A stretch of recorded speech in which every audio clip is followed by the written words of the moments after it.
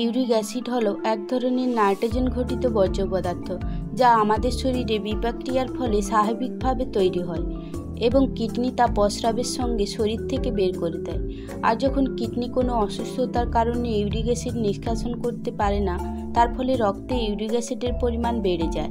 এছাড়া অতিরিক্ত ওজন বেড়ে গেলে, অত্যধিক মাত্রায় অ্যালকোহল পান করলে, শরীরে সোরিয়াসিস জাতীয় চর্মরোগ থাকলে, থাইরয়েডের সমস্যা, কিছু ঔষধের পার্শ্ব প্রতিক্রিয়ার কারণে, এছাড়া ইউরিক অ্যাসিড সমৃদ্ধ খাবার খেলে ইউরিক অ্যাসিডের মাত্রা বেড়ে যেতে পারে। এরপর আসি ইউরিক অ্যাসিড বাড়লে কী সমস্যা হয়।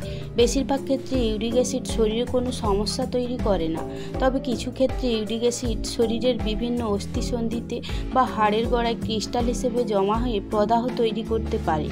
এর ফলে হাড়ের জোড়ায় লাল হয়ে যায়, ফুলে যায়, প্রচণ্ড ব্যথা করে। এই অবস্থাকে গাউট বা গেঁটে বাত বলা হয়।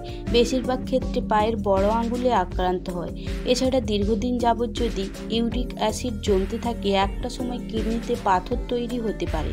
এরপর যে খাবারগুলো ইউরিক অ্যাসিড বাড়ায়: লাল মাংস, গরু, খাসি, ভেড়া বা হাঁসের মাংস, মাংসের কলিজা, কিডনি, ফুসফুস, চামড়া, চিংড়ি, কাঁকড়া, শুঁটকি মাছ ও সামুদ্রিক খাবার, কোমল পানীয়, অ্যালকোহল বলতে যারা মূলত বিয়ার খেয়ে থাকেন, অতিরিক্ত লবণ, এই খাবারগুলো এড়িয়ে চলবেন, ইউরিক অ্যাসিড বাড়বে না।